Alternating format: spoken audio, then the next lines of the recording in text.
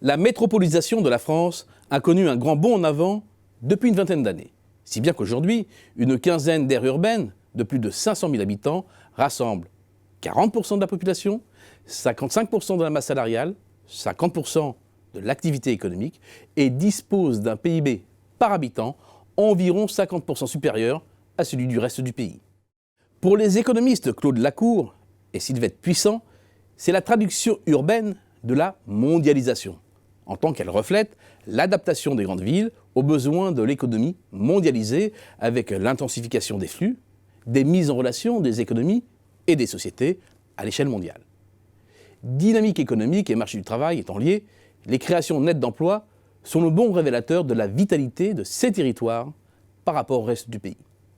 Et ces métropoles ont représenté plus de 70% des créations nettes d'emplois entre 2007 et 2014. Déjà, selon l'OCDE, la croissance française avait été générée à 75% dans ces grands pôles entre 2000 et 2010.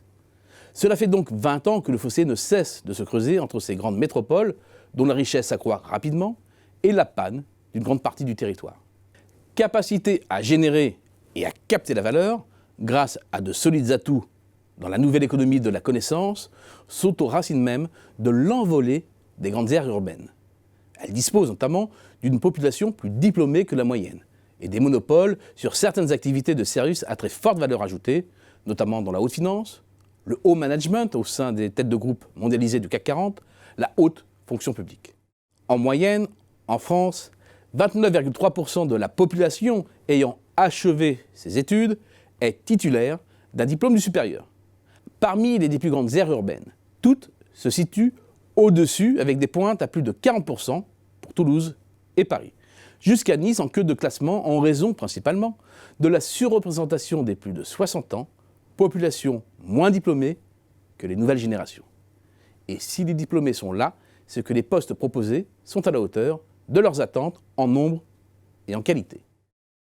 Dans une économie plus axée sur l'innovation et la connaissance, les activités économiques tendent naturellement à la concentration spatiale. Les clusters, ou pôles de compétitivité, permettent de réunir sur un même territoire les chercheurs, les innovateurs, l'ingénierie du financement, les entrepreneurs, les professions libérales. De même, les entreprises bénéficient de gains d'agglomération, c'est-à-dire la réduction des coûts de transaction et des transferts de connaissances liés à la densité. Et c'est dans la finance et les nouvelles technologies que ces gains sont les plus importants. Deux secteurs qui servent aussi les plus hautes rémunérations. Les cadres dirigeants, les professions intellectuelles supérieures et scientifiques des entreprises de ces secteurs bénéficient clairement d'une rente de situation par rapport aux autres salariés. L'aire urbaine Paris est le parfait réceptacle de ces évolutions. Cela ne se voit pas tant au niveau de la médiane du revenu disponible brut, c'est-à-dire après paiement des impôts et versement des prestations sociales, finalement assez proche de la moyenne nationale avec un écart de 10% environ. En revanche, au niveau des 10% les plus aisés, l'écart se creuse et monte à 22%. Encore, ce chiffre ne dévoile qu'une partie de l'information tant les inégalités à l'intérieur même de ces métropoles sont colossales. En se recentrant sur Paris, intramuros, le différentiel passe à 70%. Mais il n'y a pas que Paris.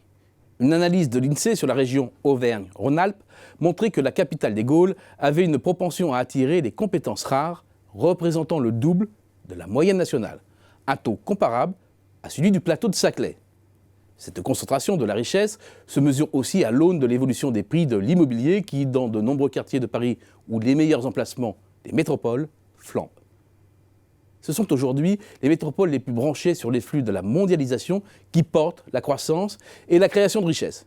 Mais c'est au prix de fortes inégalités, d'un processus brutal d'exclusion et de gentrification à l'intérieur de ces aires urbaines et au détriment des zones rurales délaissées.